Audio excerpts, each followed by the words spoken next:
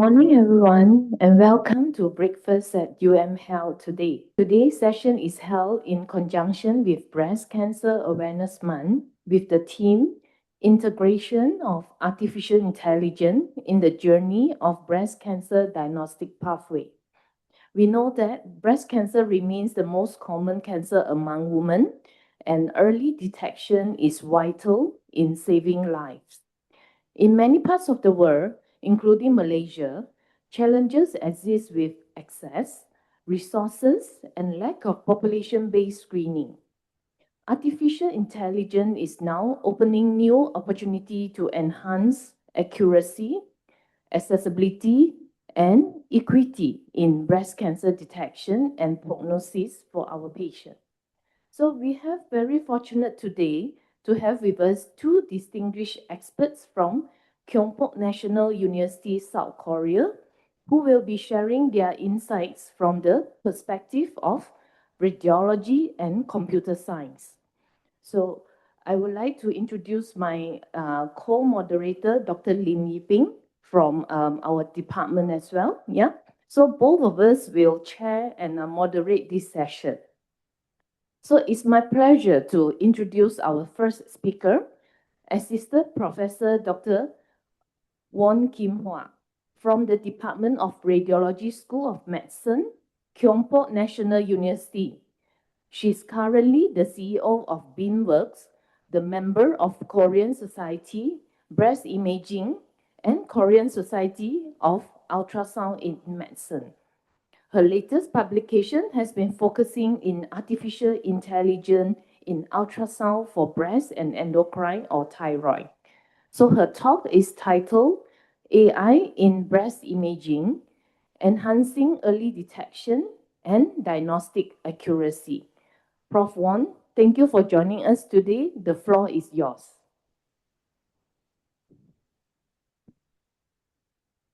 Thank you for the introduction. I'm Wana Kim, a professor of radiology in Gyeongbuk National University Chilgok Hospital. I'm honored to be invited to the UMHealth seminar, which I understand has a long and distinguished history. So first, let me introduce our hospital.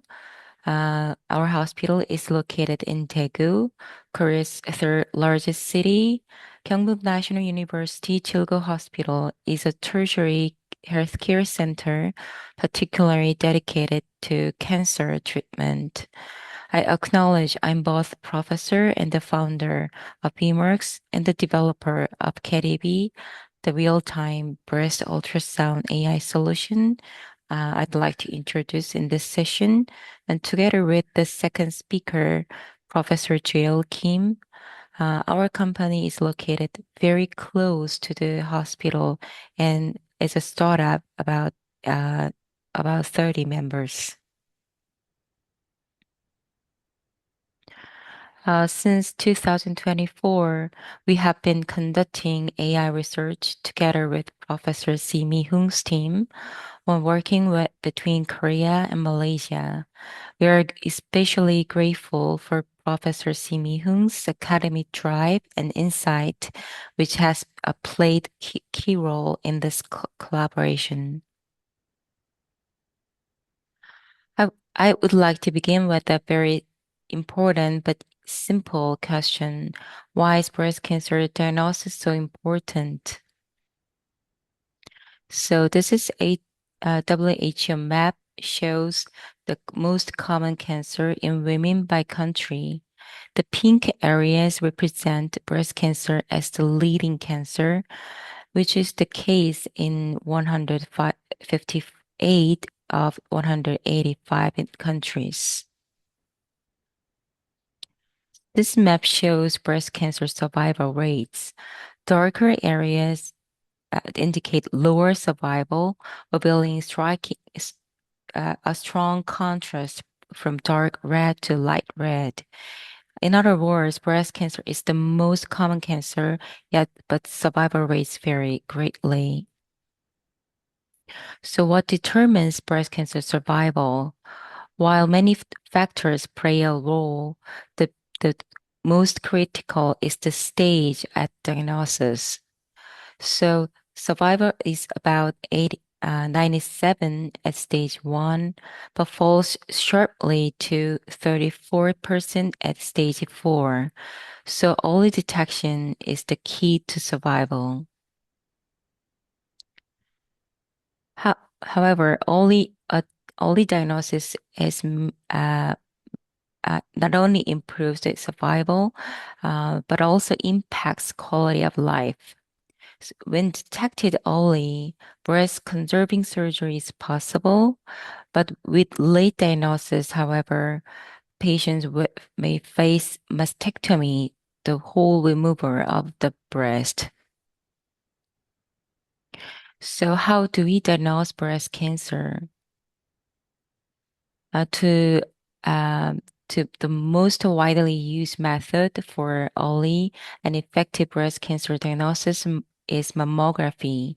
However, because it relies on costly X-ray equipment with operational complexity, its accessibility remained restricted. Another major limitation is dense breast, which are found in 50 to 70% of Asian women. It has two challenges of dense breast.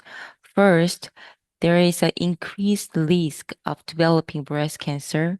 And the second, there is a difficulty of detecting tumors that may be masked by dense breast tissue.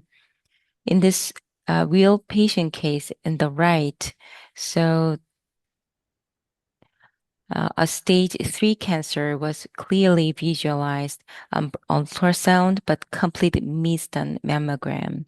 So you can view this moving the cancer that is clearly visualized in fatty breast, but that is obscured in the dense spread in the right direction.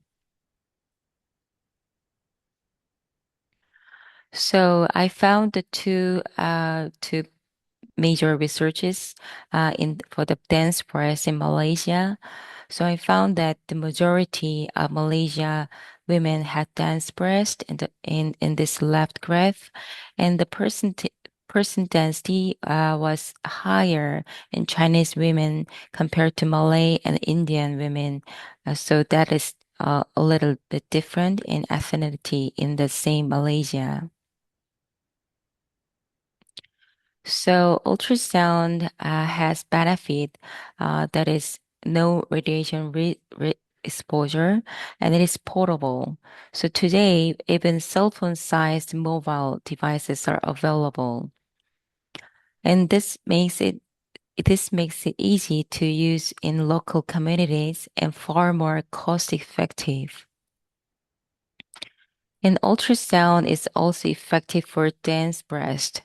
The AUC for mammography alone is 0.78, which rise to 0.91 when combined with ultrasound.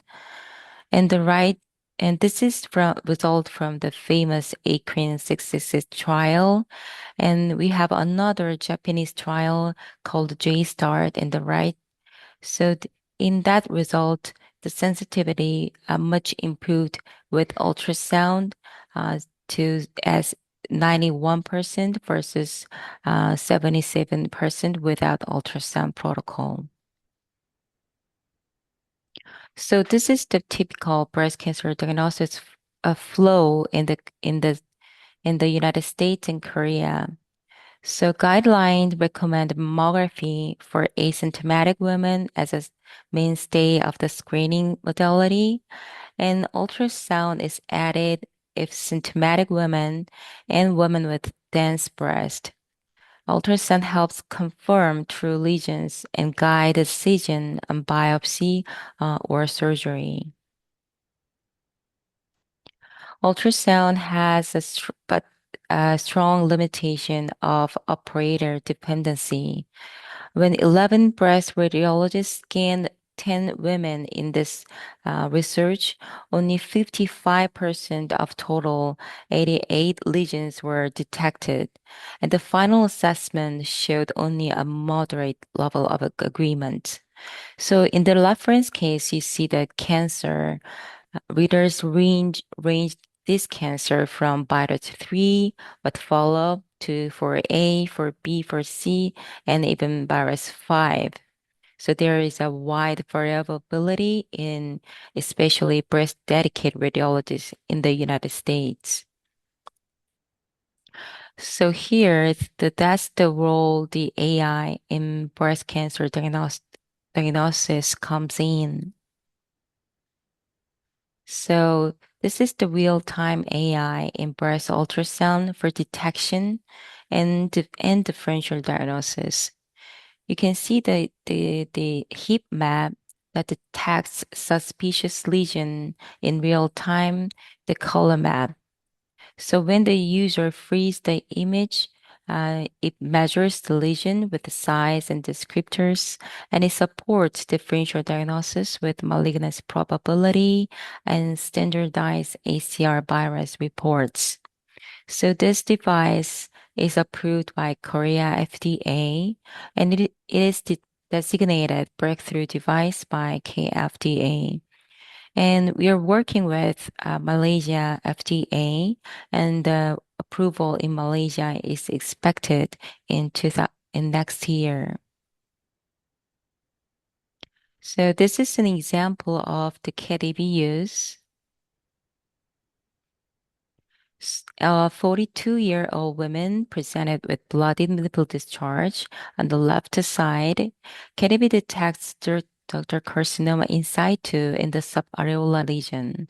So biopsy later confirmed the DCIS involving papilloma. So this is another case of KDB in action. A 62-year-old woman underwent supplemental screenings ultrasound that is common in Korea. And KDB detects a 5 millimeter invasive ductal carcinoma, later confirmed on biopsy.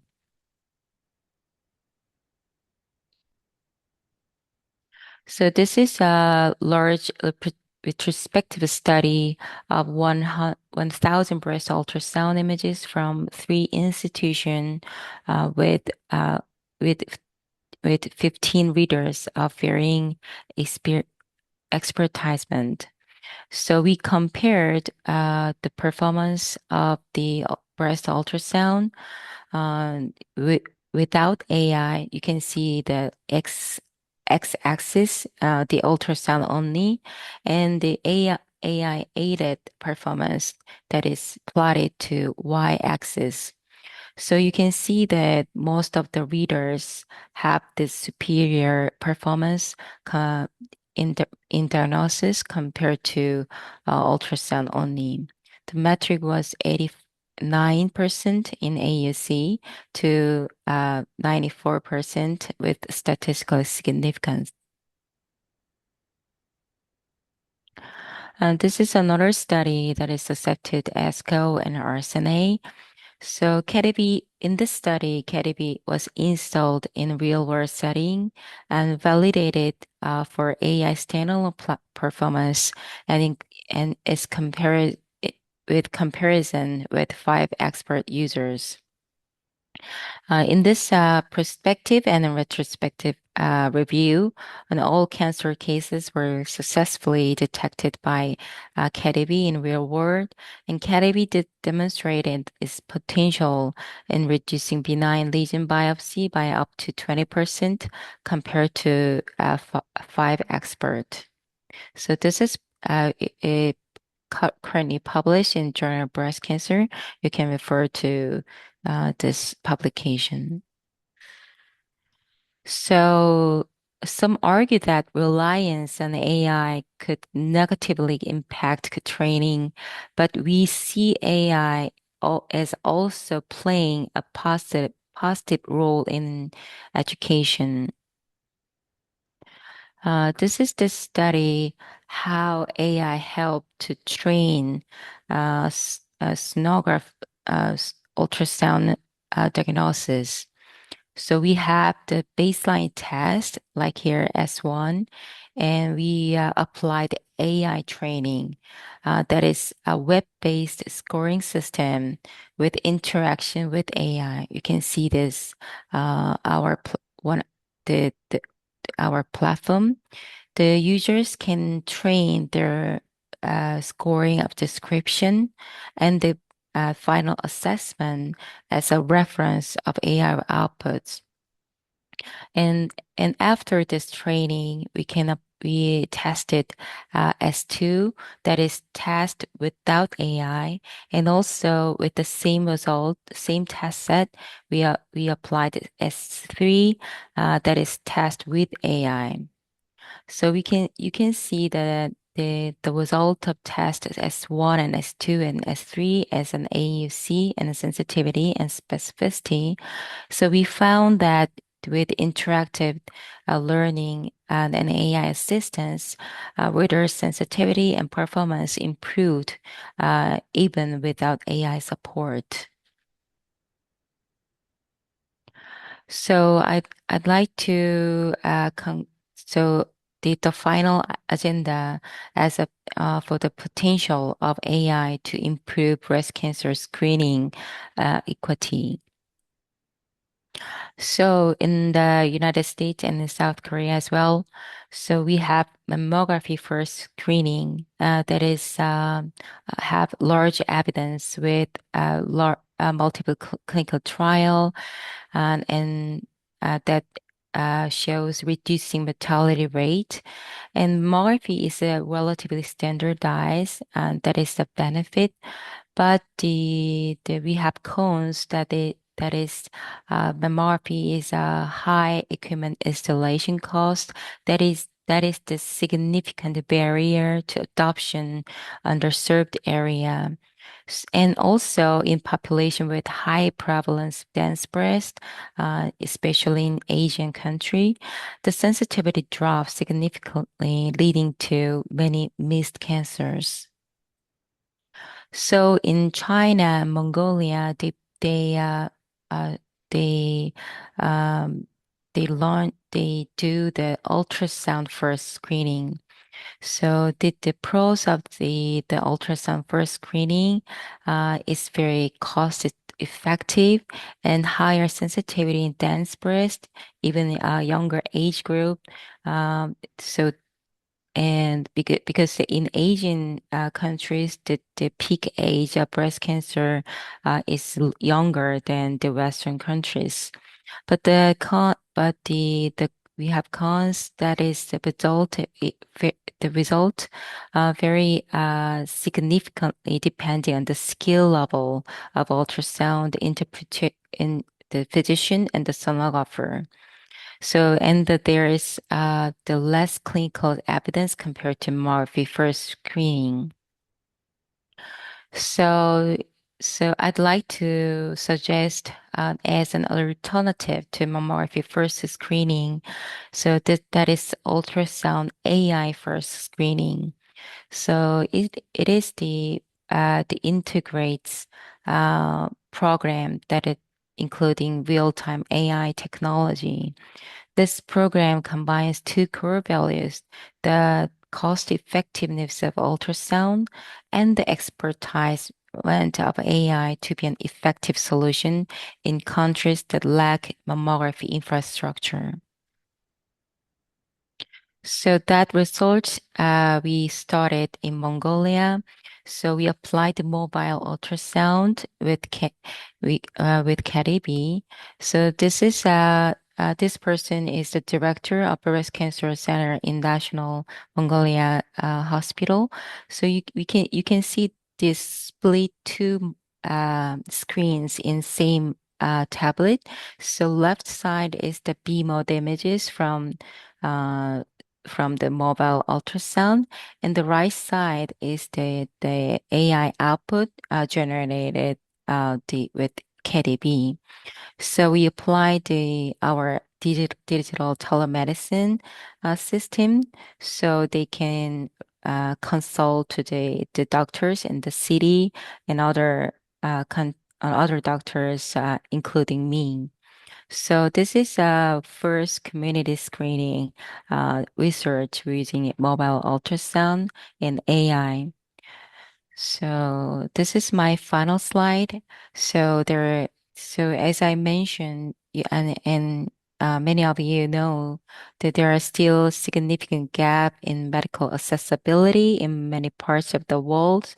So we believe AI can help diagnosis and also education, and finally, to enhance the medical accessibility in even in remote area and less infrastructures, lack of mammography.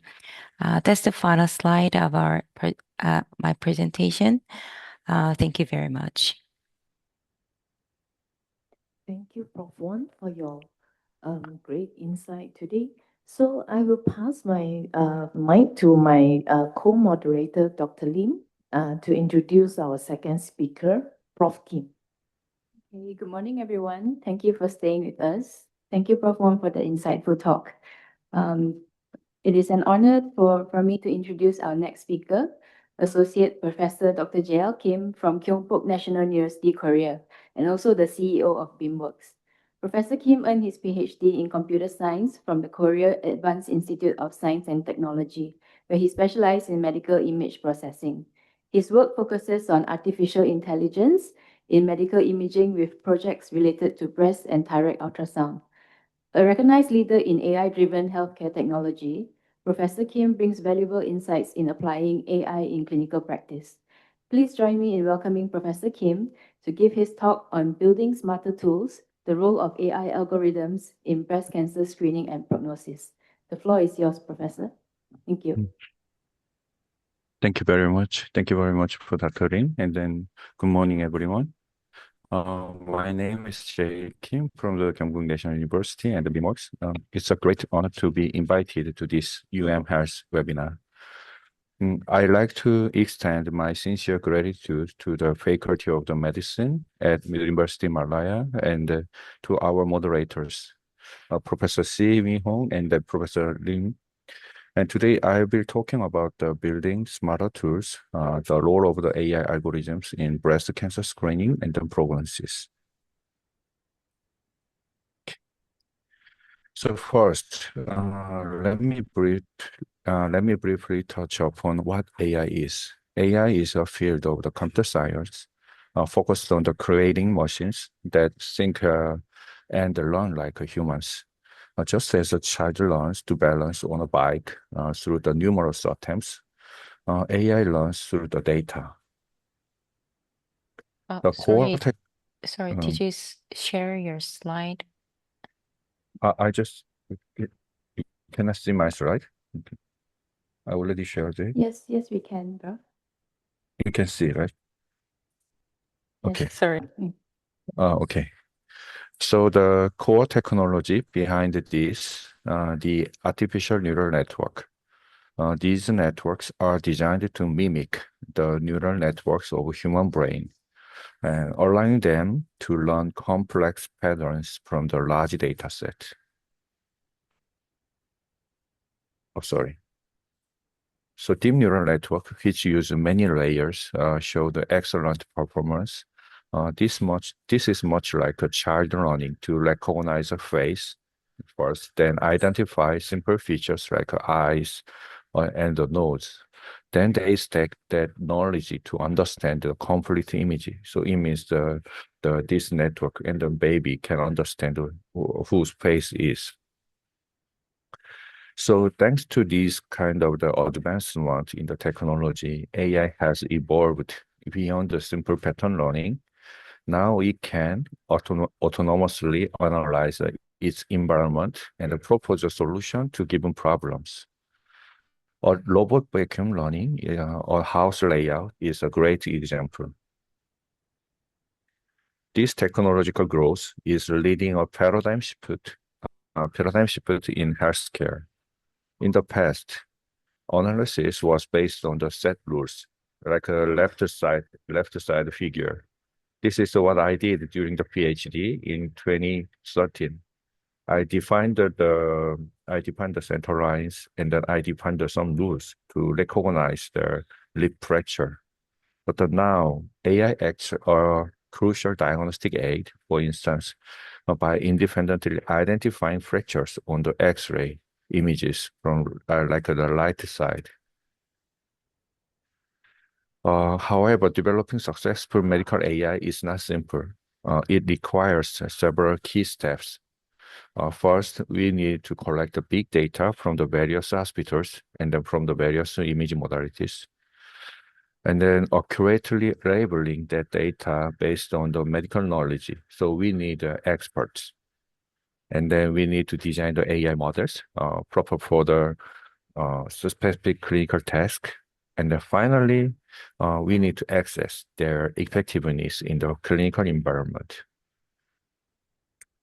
So following this rigorous process, we developed our AI solution, the CADI series. CADI is a real-time AI software as a medical device that helps medical doctors to detect the diagnosis breast and thyroid cancer during breast ultrasound scans. It has been designated as a breakthrough device by Korean Ministry of Food and Drug Safety. CADI's most significant feature is that it's real-time and on-device AI. It boasts a fast processing speed of just 0.02 seconds per frame and runs directly on mobile PC without needing any server or cloud connection. Despite this, it demonstrates expert-level performance with a lesion detection sensitivity of the 97% and the diagnostic accuracy of the 95%. So let me introduce how could we achieve this kind of the advancement in the ultrasound AI. The first thing is a data set. So the foundation of this AI and this high performance is the data. We trained our AI on comprehensive data set of over 670,000 hybrid images, including both static and cine ultrasound clips. This reflects multiple age groups and diverse pathologies, and then diverse appearance of the tumor in the ultrasound images. So, and then this data set enabled the AI to recognize complex lesion forms in the ultrasound scan.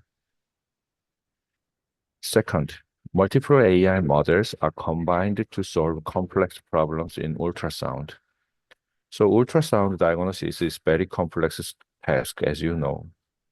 It requires simultaneous perception, analysis, and action. This process is very similar to driving car, which also requires a constant perception, determination, and control. So to assist this complex process, CADI provides 5 key AI functions, AI models. These are real-time detection AI, lesion segmentation AI, and the lesion diagnostic AI, and the lesion description AI, and the workflow support AI. This slide illustrates the technical workflow during the scan. The real-time model creates the malignancy or the abnormality map from the input images for all of the frames.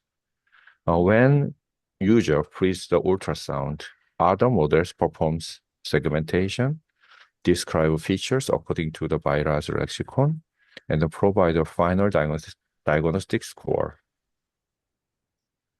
The last significant challenge in ultrasound is a massive volume of the images.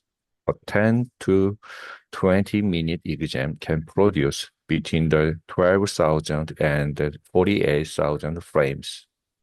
For a clinician and a physician, this can mean reviewing hundreds of the thousands of frames daily. Cancerous lesions may appear only briefly, making them easy to miss.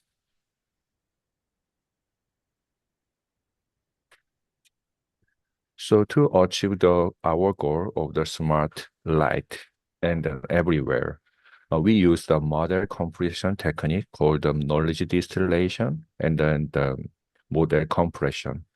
So this transfer knowledge from the large teacher model to the smaller, more efficient small student model.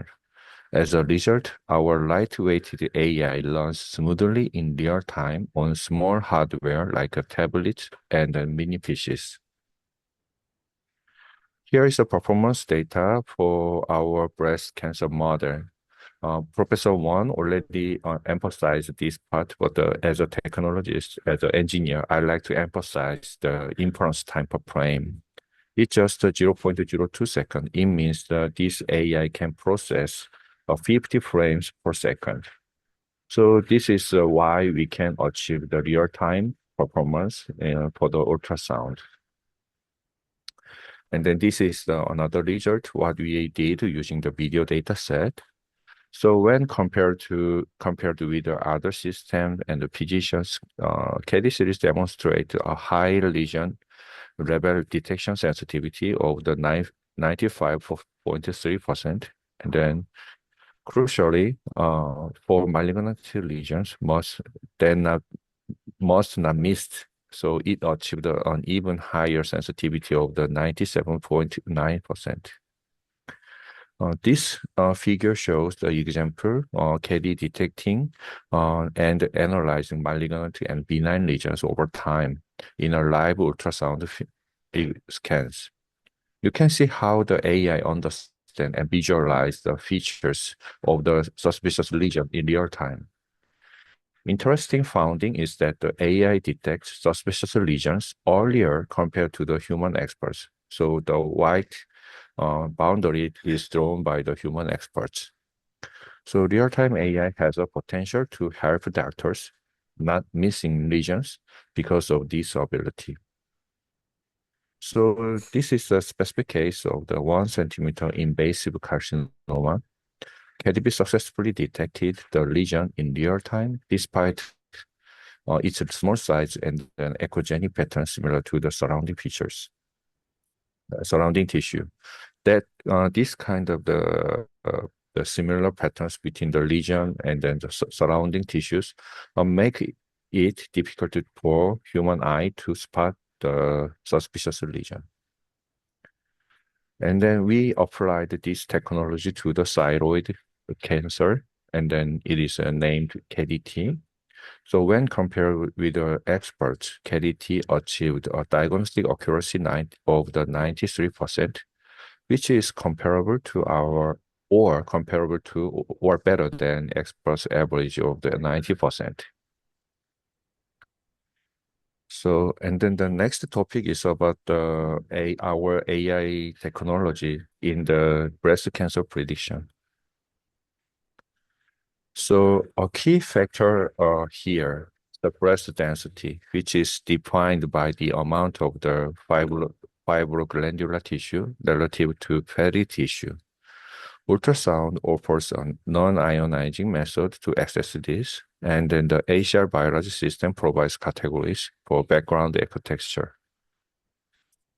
If we dig in deeper, we can analyze the granular tissue component, GTC.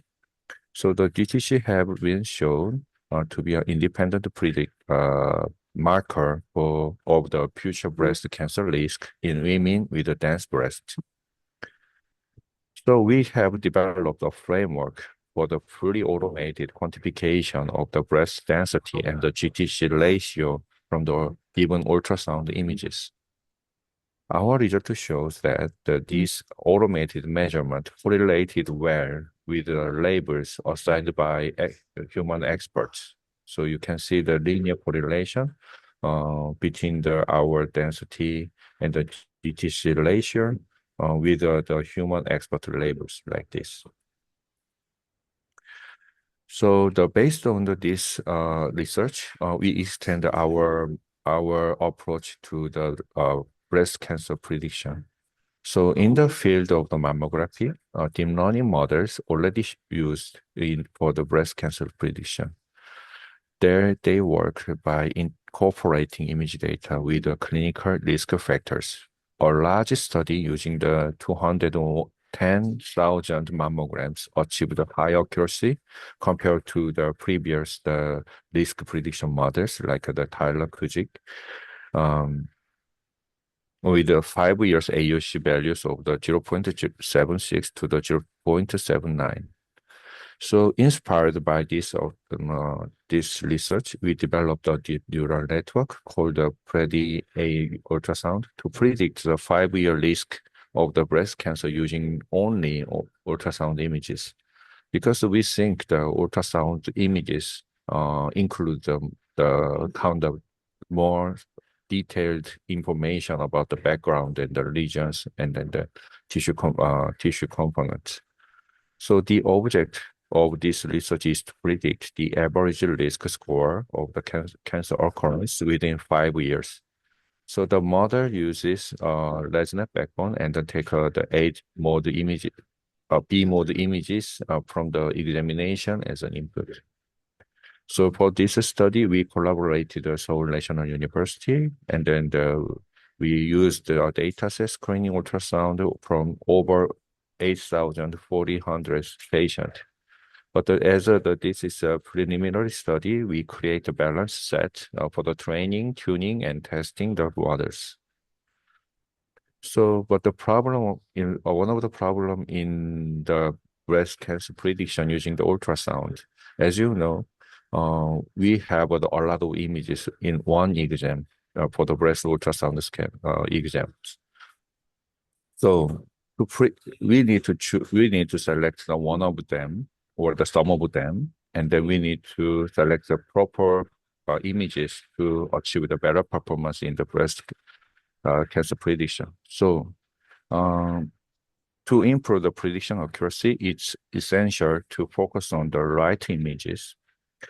We developed the 3 selection method. The best method uses deep learning to first exclude the irrelevant images like the axilla, then select the images with a high breast density or the breast images.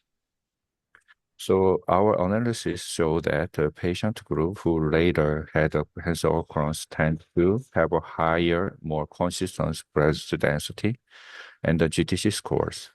This implies that these scores can help differentiate between the high risk and the lower risk the subject. And then here we can see the performance result of our proposed models. Random sampling achieved an AUC of the 0.63.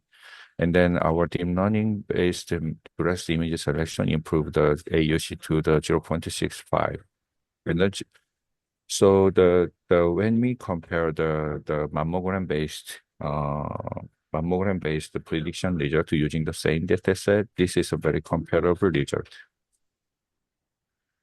And then the next topic is breast cancer recurrence prediction. So predicting the breast cancer recurrence is vital for treatment decision. The Oncotype DX test provides a recurrence score from the gene analysis, which directly correlates with the survival rate. As shown in the graph on the right, Kaplan-Meier survival analysis of the patient subdivided into the genomic risk groups can be observed. So according to this result, breast cancer specific survival varies according to the risk group, with the survival rate decreasing at the risk level decrease. So therefore, the Oncotype DX risk group can help predict the long-term prognosis of the breast cancer. And then the recent studies show that combining the recurrence score with the clinical risk, like a tumor size or grade, make a prediction more accurate. So we call this combined classification as the CR plus RS category.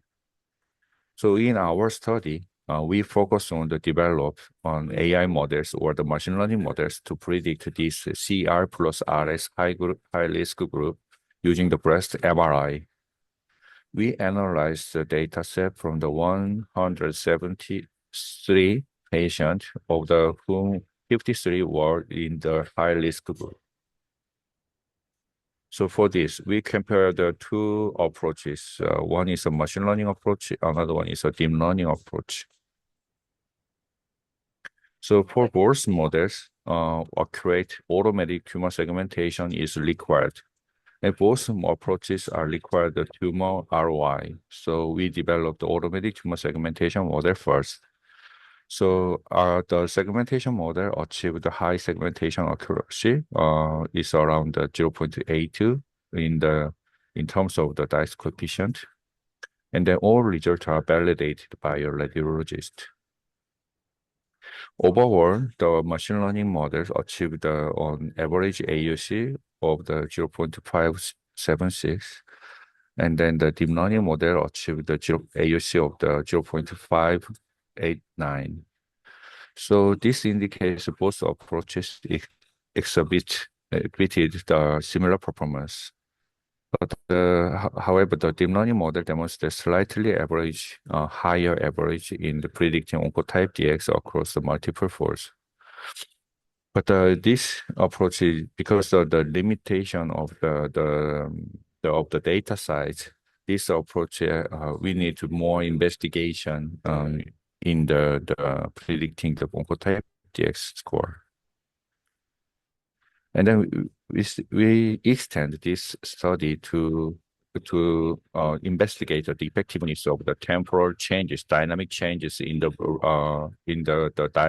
dynamic contrast enhancement to MRI. So we developed the temporal radiomic features to analyze the changes over time. So this captures the tumor dynamic behavior like this. So from the subtraction 1, 2, 3, 4, there is a changes in the pixel-wise changes. So we quantified, measured the changes in terms of the radiomic features. So adding the TRF, the performance of the prediction, oncotype DX prediction is significantly improved. So for instance, the support vector machine, the machine learning approach, using the temporal radiomic features, the AUC increased to the 0.63, and then the other model shows the much better performance, the AUC of the 0.73. So this result shows that the importance of the dynamic information in the breast MRI to predict the breast prognosis, for the breast prognosis. So until now, I introduced our research in the breast screening and then the breast prognosis from a view of the technology. So looking ahead, we see a future where AI is seamlessly integrated into the breast ultrasound, and the breast imaging workflow.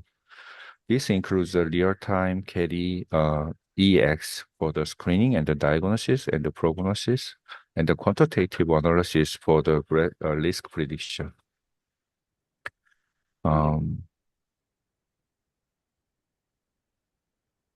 And then thank you very much for your attention. This is the end of my presentation. It has been a pleasure to share our work with you today. And then I'm very happy to take any question you may have. Thank you very much. Thank you, Professor Kim. Thank you for breaking it down for us. So we'll move on to the Q&A session. So to the audience, if you have any questions, you can put up in the chat below. So we'll open the...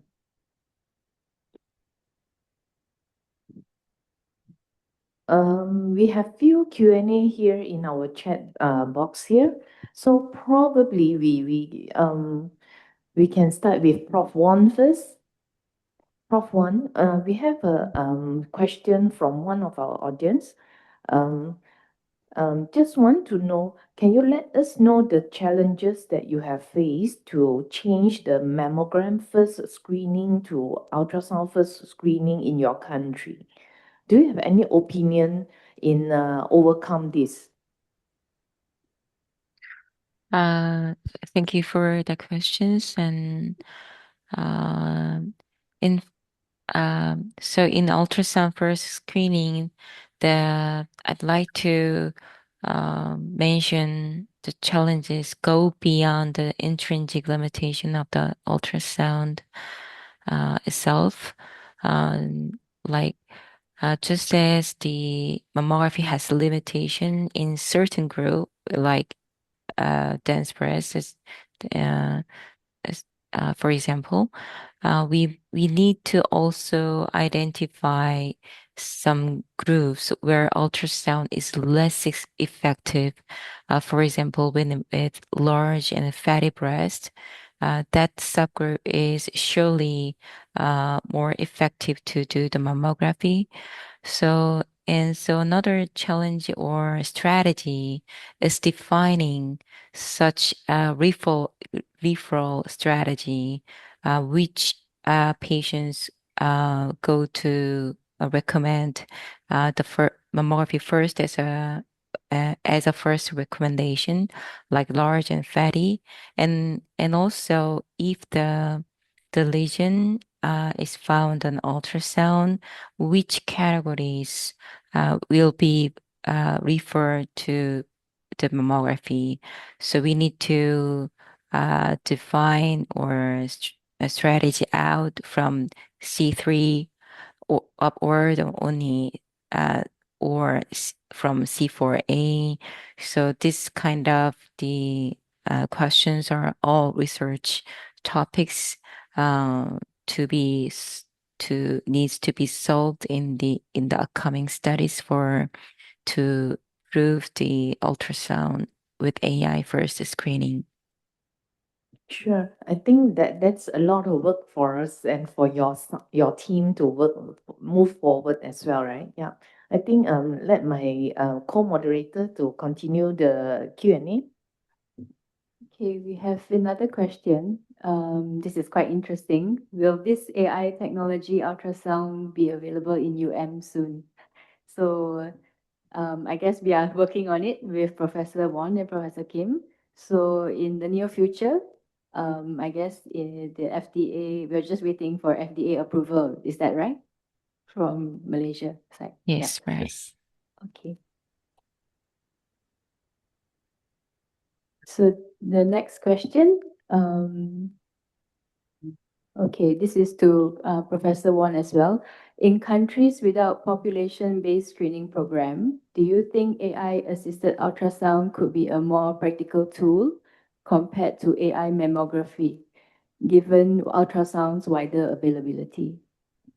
Um, so thank you for the questions, and we need more clinical evidence for the AI-based ultrasound screening, but it needs to be considered uh, under the hypothesis there is an environment where mammography is not sufficient, uh, is not provided, and we know and we believe there is a quite large area lacking mammography.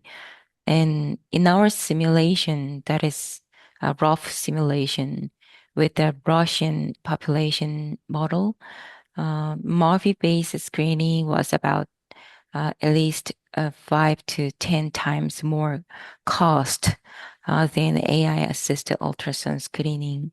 So the wide availability is not for the portable or mobility, and also it's a kind of medical cost. But again, we need more clinical evidence, and we need to approach smoothly if in the environment with so certainly lacking MRP system. Okay, thank you. Yes, cost is always an issue anywhere in the world. Okay. Yeah, we have another question for Prof. Kim. Prof. Kim, can you let us know, AI model are trained on mammogram data set from high income country. So now our the model that from your side is actually we train ultrasound imaging, right? Yes, So right. how can we make the comparison? Yeah. How can we improve our accuracy? Is it possible to combine these two AI together in future? What do you think? Yeah, it's interesting because the the very renowned professor in the United States who is one of the committee of the ACR, asked us the same questions. So there is a clinical needs to combine mammography and ultrasound, and also like history of the patient and the symptom of the patient. So I think we surely find the way to integrate that information to have this one to have an integrated comprehensive result AI result. But so we have challenges for now because the we have now AI is kind of not that strong. Strong AI means that they combine all the modalities, the dimensions across the different information. So I think that is one of the hot topic and hot research topic to integrate to to different information like uh, as I told the patient history and medical record and different modality. So I think what and there is a research, starting research in some group and the innovated as a innovate group, but we can develop and we can research together that the kind of subject.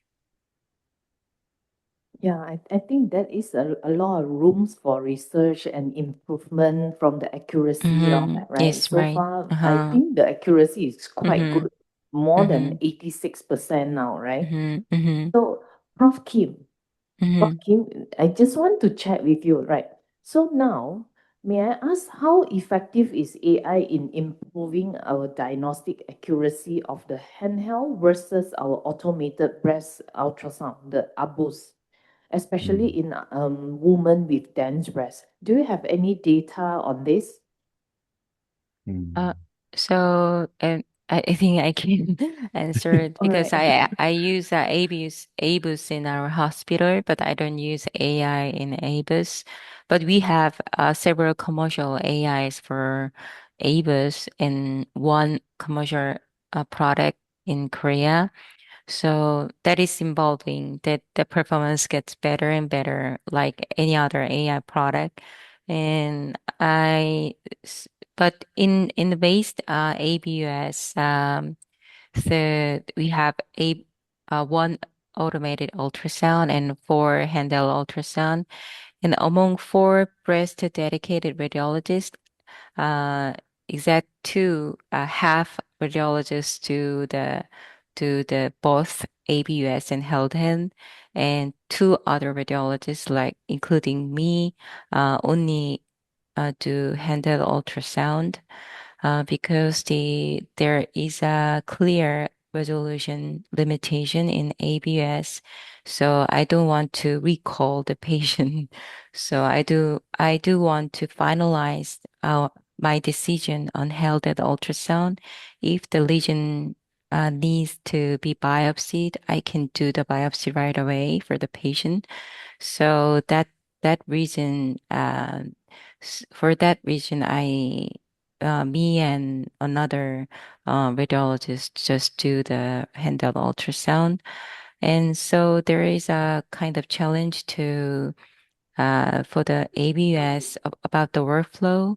So I don't want to spend time to select images and myself and send to PACS. There is a clear the time additional time to interpretate.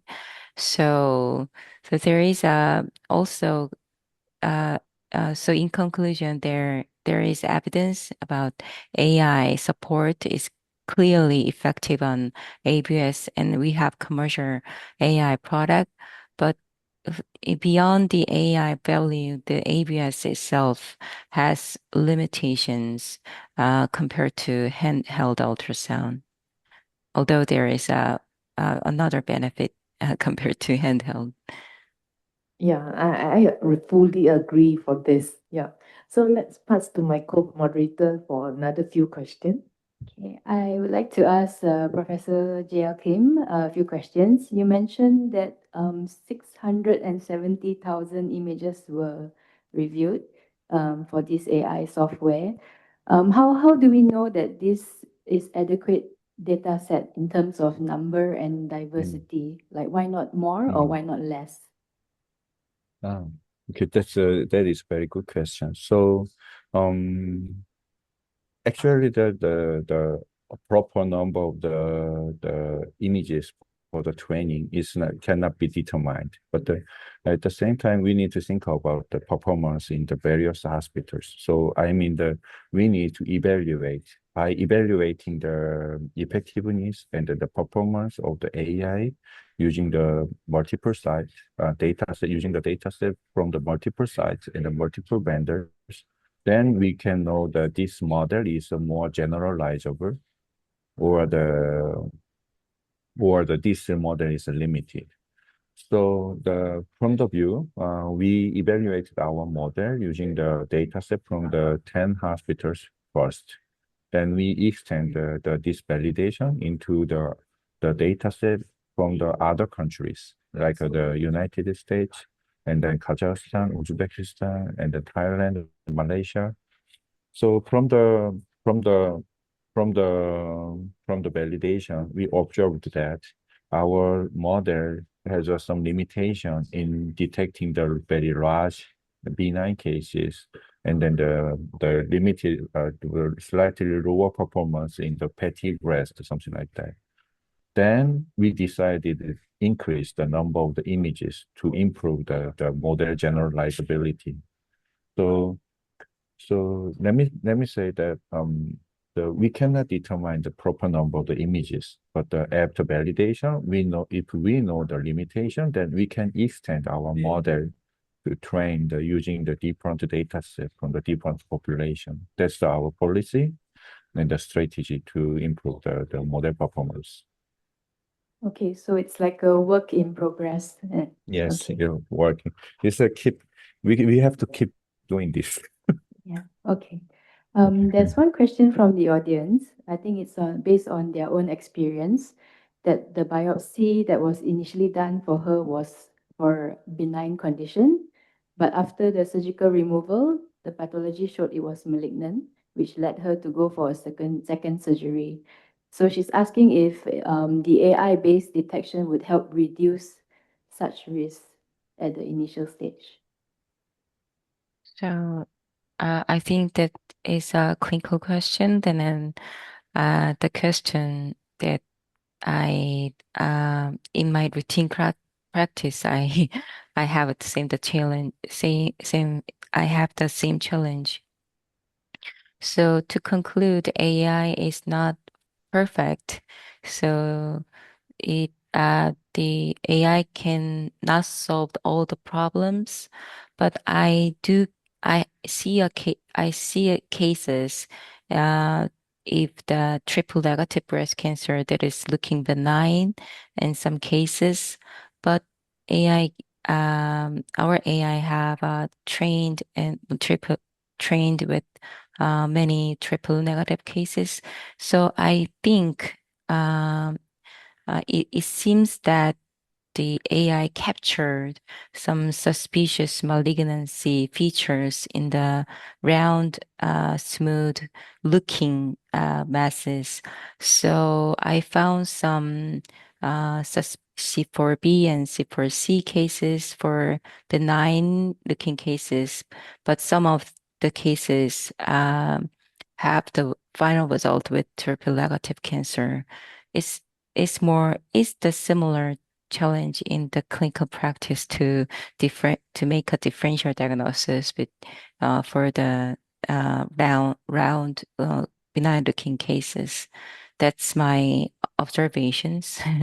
But we have challenges in both ultrasound and AI as well. Yes, that's why AI is not always perfect, and we need a clinician to filter what the AI shows us. Okay, so do we have time for other questions? Okay, we don't. We have. We are at the end of our session, so thank you everyone for joining us. I'll pass over to Professor C. Yeah. Thanks again, Assistant Professor Dr. Won, as well as Prof. Kim, yeah, for sharing us their expertise today. So we have learned that AI is not meant to replace clinician, but rather to support us in early detection and consistent our reporting and improve our prognosis prediction for our patient, and especially valuable in regions where access to screening is very limited. Yeah. So for middle income countries like Malaysia or low income countries, this technology would be a game changer actually if we integrate it wisely, and starting with modalities like ultrasound that are already widely available. But of course, we know the accuracy is a question here, and further study and research need to be done to improve further and refine the algorithm. Yeah. So on behalf of the Faculty of Medicine, University Malaya, I would like to thank all of the participants as well as our experts here today for joining this early morning session. Please don't forget to link for e-certificate, and stay tuned for our upcoming Breakfast UMHealth webinar. So with that, I wish everyone a productive day ahead. Thank you very much and goodbye.